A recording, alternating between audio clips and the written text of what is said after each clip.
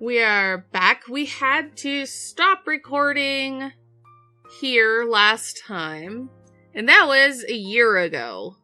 So here we are, a year from now. It's taken us 3 years to finish this freaking game. Hopefully it doesn't take any longer than that. Right? No. No. Okay. Alright. Got it. So, yes, instead of my brother being here in person, we're having to do this through Discord this time around. So, we are going to go ahead and finish Rebecca's route. Alright, so we ended with her with her teaching class, I believe. So, we'll go ahead and continue on. And I don't want to hear any talk of dares or going inside that mansion. It's private property now. You'd all better stay away from it before... At the noise, the whole lot of them go silent. You can almost hear a pin drop. The look on their faces would have made for a funny picture, but that's irrelevant at the moment. If that is a student loitering around, someone's going to be in trouble. I'll be back. If you're done, you can leave your worksheets on my desk. Keep the noise to a minimum while I'm gone, okay? I can sense their eyes on me as I walk out of the door. A muted kind of anticipation. A bit unnerving, but it's far more agreeable than the feeling of being watched I've been enduring these past few days.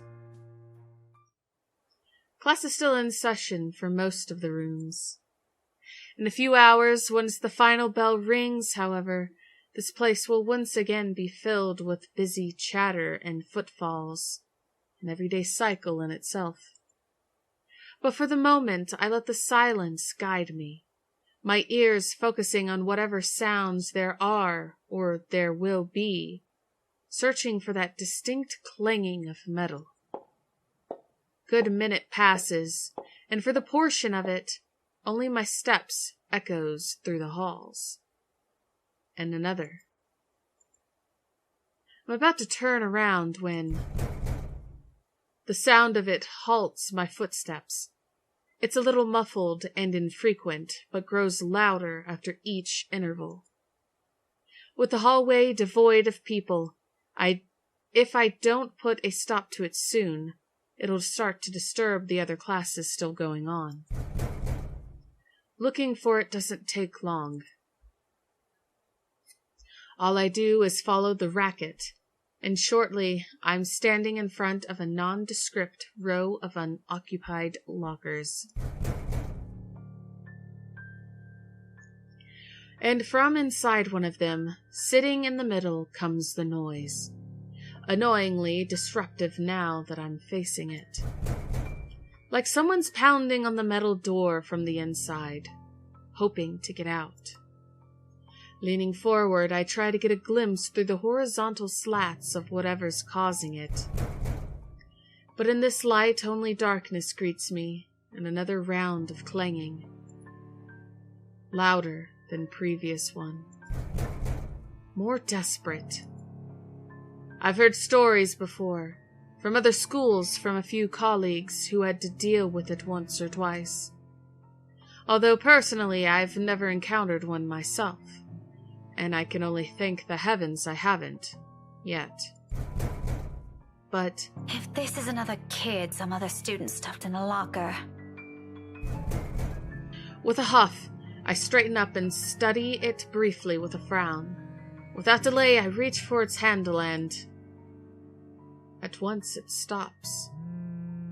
Immediately replaced by the muffled sound of a mobile phone ringing. I give the door a few raps before taking my attention away. A second. Another. When nothing or no one responds, I finally avert my eyes and I pull out my mobile. Ashton's voice greets me from the other end of the line, oddly cheerful in light of this morning's matters. Or maybe because I'm just expecting some grave or serious news from him. Instead, I get this. Hey, Becca. Well, you sound happy. I do? My voice still sounds the same to me.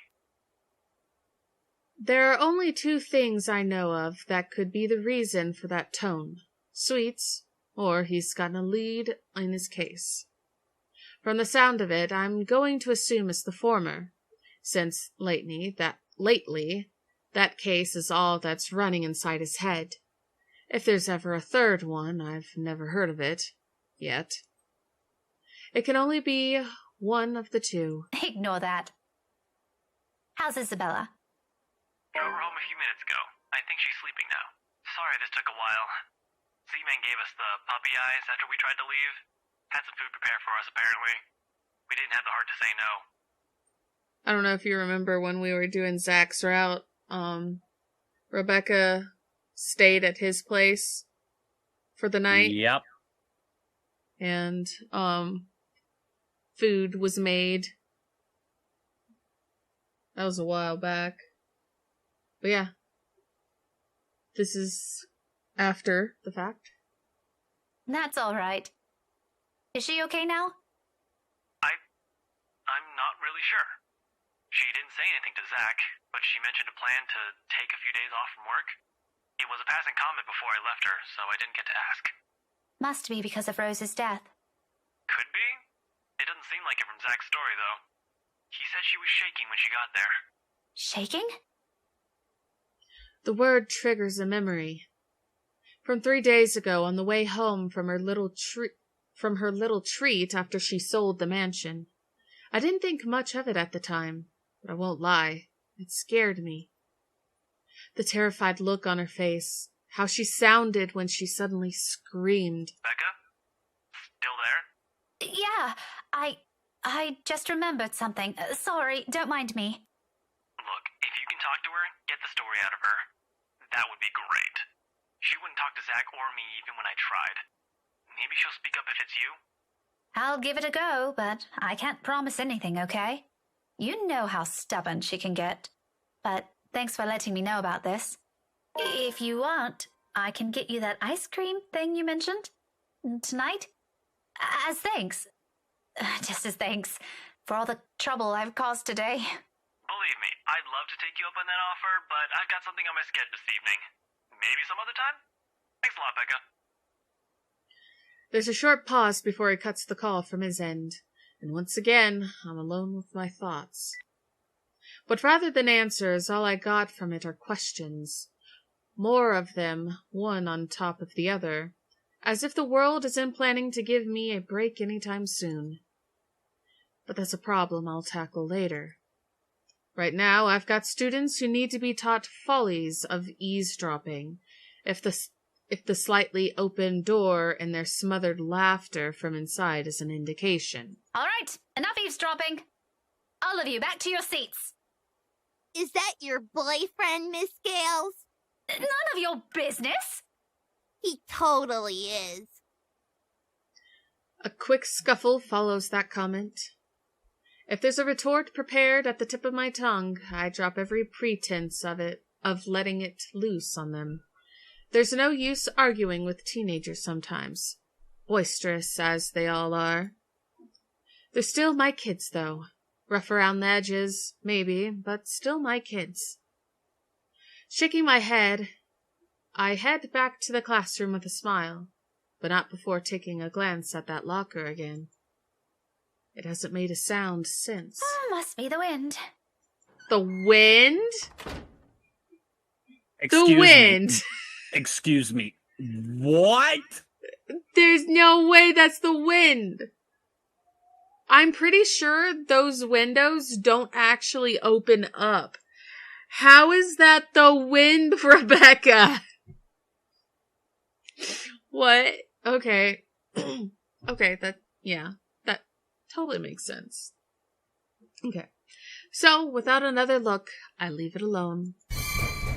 Good lord.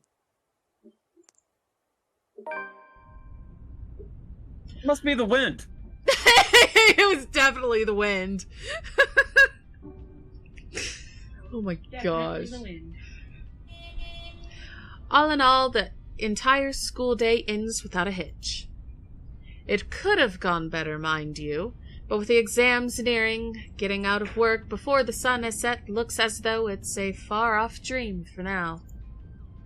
At least until they're over. And then we have the holidays to look forward to. There really are times when you simply take what you can get for the time being. Nothing wrong with that. All I'm hoping for is this'll continue until the whole day ends. There's still that promise I made to Ashton, and frankly, the idea alone doesn't sound good. If Isabella didn't talk to them, what makes them think she'll talk to me? It's not like there's a hierarchy, is there? Just because I can handle Isabella's childish tendencies doesn't mean I can do it all the time. Really, those two give me too much credit. Nevertheless, I'm keeping my fingers crossed, if only because I'm also worried about her. And both Zachary and Ashton deem it important that somebody get the story out of her. Here's to hoping it's got nothing to do with that letter. Again. I understand if she feels a bit stressed lately, but keeping that story going on for more than a week is... it's bound to be tiring at one point. Seriously, I merely don't want this to end in another argument. God willing, the cafe special will help smoothen things out. After all, it's always been food with her. Or money. But mostly food. At this hour, the cafe is usually filled to the brim with people. That's the reason Isabella and I rarely ever go here during the evenings. It's simply too much of a hassle when we can prepare food ourselves in the comfort of our homes, and there really isn't much reason to eat out lately. What with life going on a busy streak. No time for long lines. Better spend that doing something productive, yes? Lucky there isn't one tonight. Only few people are idling around the counter. 4 of them, in fact. A woman in her 60s and a teenager busy with his phone. Both are just waiting to be served their orders. The other 2, a posh-looking man and a child, who I immediately recognize as Kylie, appear to have not yet picked anything they want. For some reason, my stare lingers at the guy. Though dressed relatively well and looks harmless, I haven't seen him around these parts before. Someone new in the neighborhood, perhaps. Even so, there's something familiar about him. It feels like I've seen him somewhere before. That also begs the question of why Kylie is with him. Of course, the girl easily takes a liking to anyone who buys her sweets, so it's both a bit worrisome and unsurprising. The blonde bloke doesn't look particularly thrilled with the company, though. I tear my eyes away from them soon enough once the guy at the counter appears, ready to take my order. That, and I'd also hate to be accused of ogling strangers. 2, evening special, takeout. He's already punching the order before I even finish. Saying my order out loud is really more for formality's sake, and made out of habit. He has known Isabella and I long enough that if we ever drop by here, he already knows it's always because I'm buying dinner for the 2 of us. I rarely visit here alone if I can help it, but Isabella can sometimes be a bad influence. He gives me a small smile before leaving to prepare my order, while I fish for my wallet when... Look, you little ankle biter. If I buy you the biggest parfait they have, will you please behave? I would just like 10 minutes of peace and quiet. You said you'll get me some bread pudding this time. Yeah, well, darling, they said they ran out of it. Just pick another one so we can be on our way. Their parfait doesn't look as cute as the one my mom bought me. Parfait is just ice cream, sweetheart. It'll melt no matter how dainty it appears. In the end, it'll all look like an ugly puddle. Now come on, just pick one. It could even be the most expensive one on that list. I don't give a shit. I don't care. What I would give for someone to buy you off my hands right now. He's so angry. What? My whole attention instantly snaps back to them and their conversation. Jumping to conclusions isn't something I'm particularly fond of, especially when all I have are baseless assumptions. But you can't really trust a stranger these days. No one around the cafe seems to have noticed his words either. Very suspicious words. Still, I don't move. Yet. But my hand is already shifting from my wallet to the book I'm carrying. A hardbound textbook. Looks harmless, but if the situation calls for it, it might be a good, deadly weapon. Might. I haven't gotten the chance to try it anywhere so far. Today could be the day. But you promised. Look, if you don't want a parfait, how about a Bonifay pie? I'm sure it'll taste just as good as any other bread pudding. I'll even buy you the entire tray. How does that sound? That's not what you said before. Well, sweetheart, adults change their minds sometimes. You said if I come with you, you'll buy me a bread pudding, and I did, and now you won't keep your promise. I want to go home. I miss my mom. No, darling, if I remember correctly, and I have a good memory, honey. What I said was, if you come quietly with me, I might buy you one. He's making this sound so suspicious.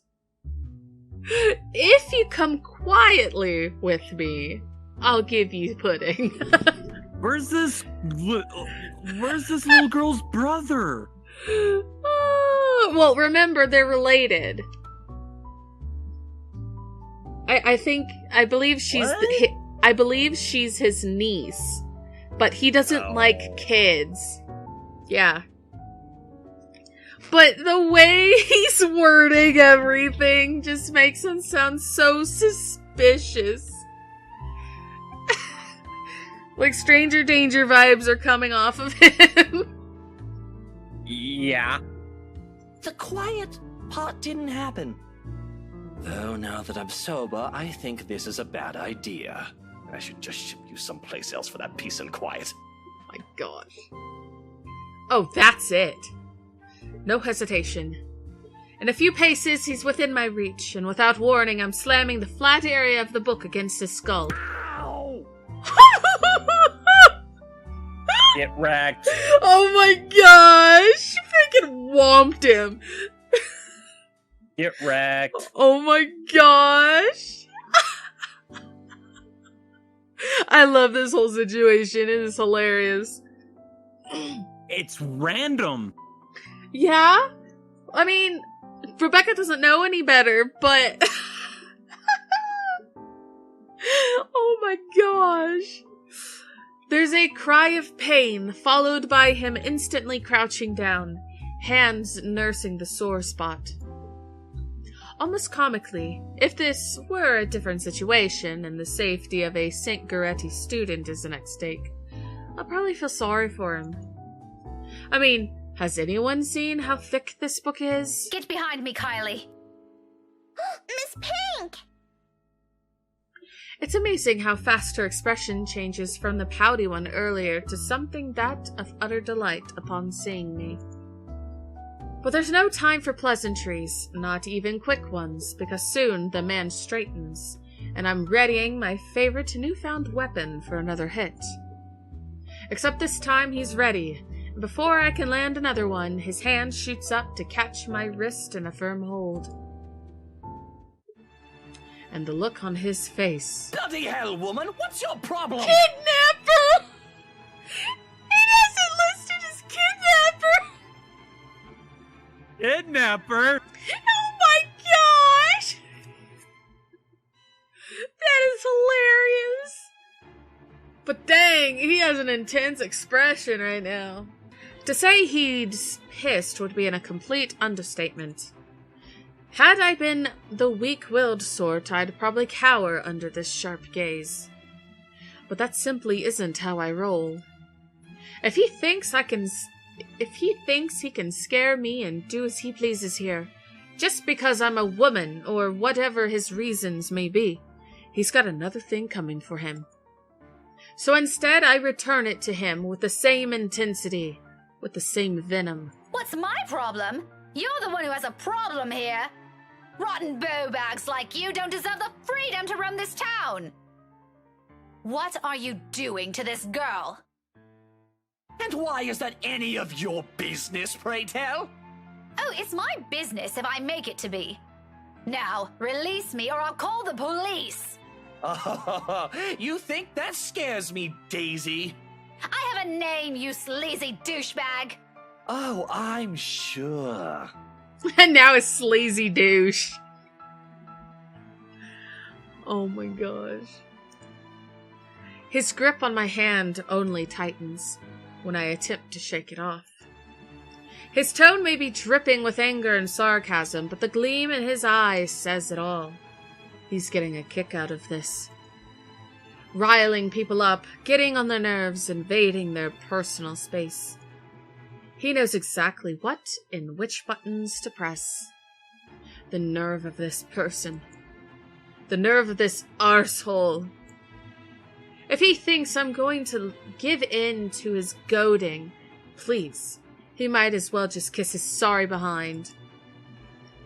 In fact, why not do the most sensible thing right now? Teach him a tough lesson. Hit him where it hurts or shout for help. Hit him where it hurts. All right, here we go. Mister, you have until the count of 5 to let me go and step out of my personal space. Of course it'd go down. You don't like that. I don't think any guy would like that. A fair warning. Fairer than any I can offer for people his kind, and I'm already being considerate. Heck, this arsehole doesn't even deserve a warning.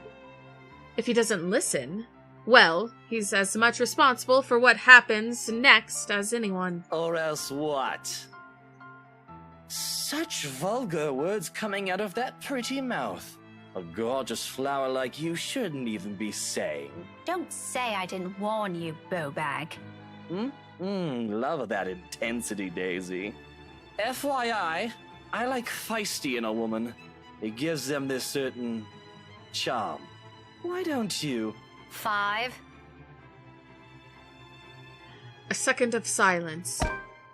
Then, without any preamble, nuts and bolts. I got the achievement, nuts and bolts. Oh my gosh. Then, without any preamble, my leg moves in one fluid motion and delivers a swift, powerful, well-placed kick to his nether regions.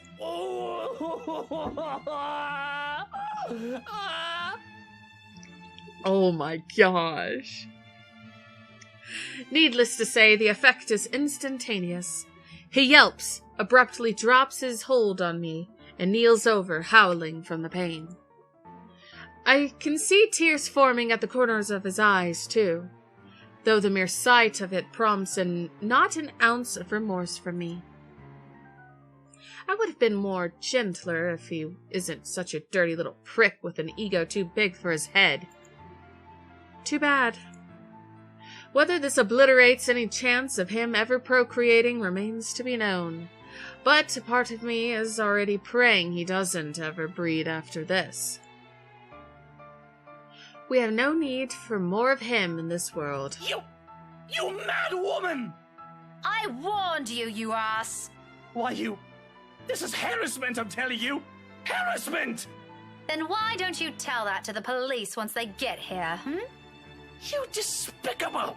Whatever you're assuming I am, I'll have you know it's all in your head. None of it's true. You best have that pretty brain of yours checked before that gets worse. What is wrong with you? Is this the face of someone who'd do anything suspicious? Yes. Oh? You don't think a stranger luring an innocent child with promises of sweets before whisking them away from their parents doesn't warrant any suspicion? You have a very funny definition of suspicious, asshole. Maybe you're the one who should have that head of yours checked. The kid asked me to buy her sweets. You're the one who's suspicious here. I'll have you know, I have a wife. That doesn't mean anything. That much, at least, appears to have a sliver of truth of it. He even makes a show of brandishing his left hand to my face with much flourish. Sure enough, a wedding ring is there, though all that earned him is an unimpressed glare from me. Immediately, a small part of me starts to feel sorry for whatever poor woman married this sod. I don't understand why he has to bring her up either, as if the mention of her alone will magically present a solution to this problem.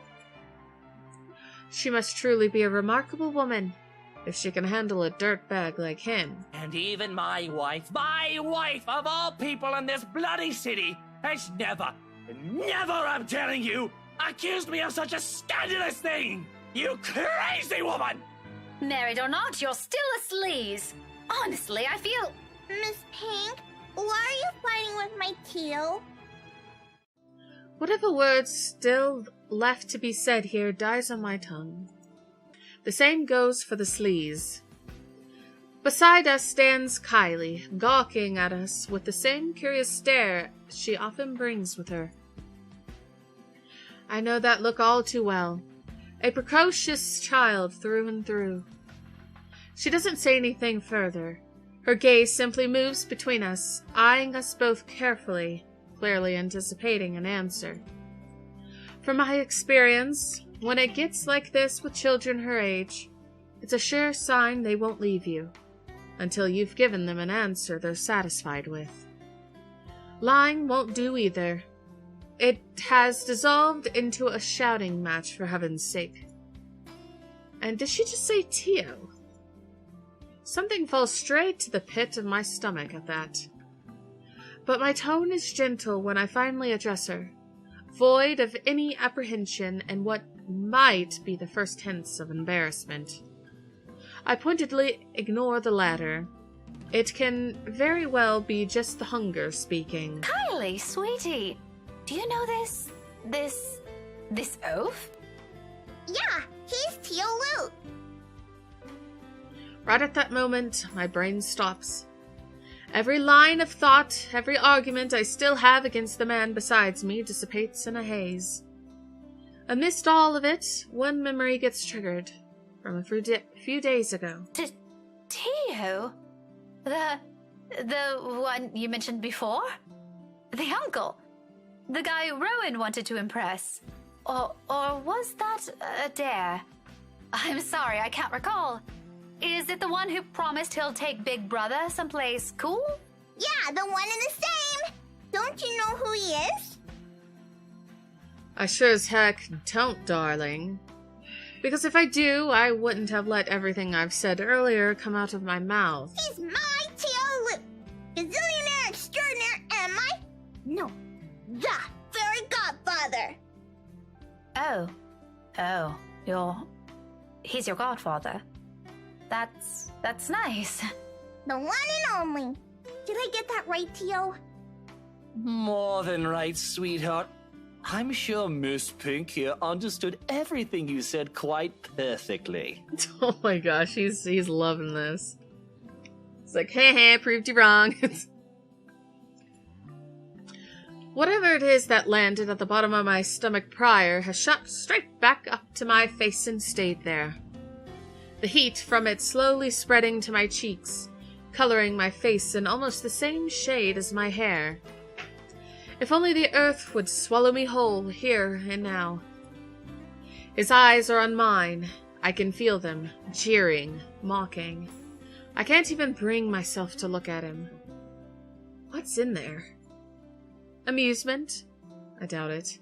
He's probably having the time of his life right now. But I know. I can hear the sneer in his tone alone when he talks. He has that smug grin on him, which I may or may not want to punch off his face at present, just for the heck of it.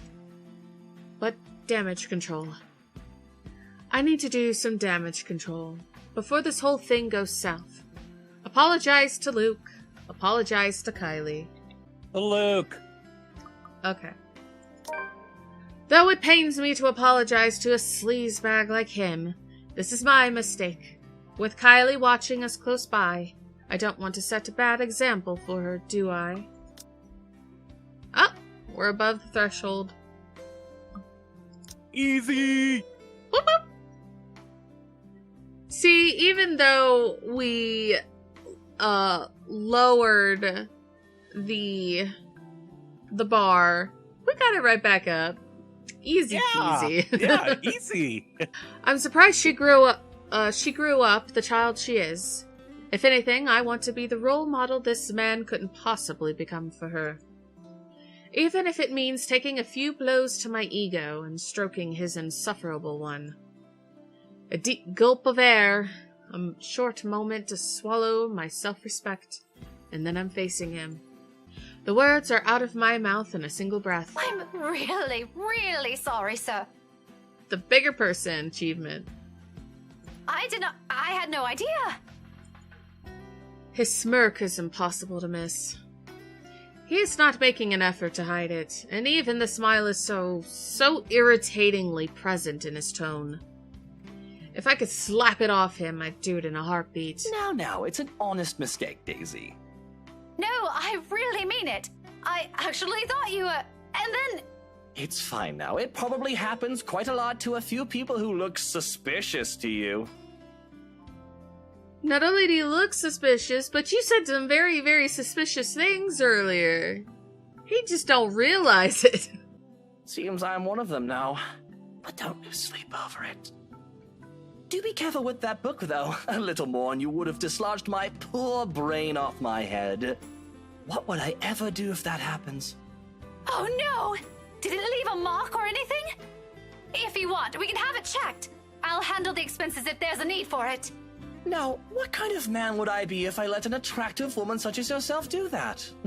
Why don't we just look at it this way? My forgiveness is coming from the utter goodness of my heart. So full of himself. Exactly the kind of person I'll happily leave to die in a ditch somewhere. Of course, sir. Why didn't I think of it that way? I know, right? But even someone as capable as you is bound to have a few lapses. No harm done, Daisy. Let's move on from this. Well, if you're going to put it like that, then I guess there's nothing left for us to talk about. I figured as much. Awkward. The whole exchange is nothing but an awkward display of fake pleasantries. One that brings much agony to the very pride I've willingly held back a while ago. Might need a drink later, so I can forget any of this happened. Who would have thought the time would come when I'd meet someone tougher to handle than Isabella? Miracles of miracles, I swear. Though, to my surprise, he proffers me a hand shortly before they leave. For a shake, I realize, after a long minute of staring at it. I accept it, albeit half-heartedly. But all the goodwill that small gesture represents melts into thin air when he winks at me. Winks! The gall of this man! However, there's no moment to ponder about it. Seconds later, the guy at the counter waves me over and hands me a paper bag as soon as I've paid. He offers me another smile before I leave. Normally, I would return it simply for the sake of returning it, or I don't at all, with the latter happening more commonly. For the time being, I do so freely. After that encounter and the scene we've caused, seeing a friendly gesture being extended to me, albeit from a person I barely know on a personal level, it feels like a reassurance, despite bearing no promise of better days. I take what little I can of it with me as I step out into the night.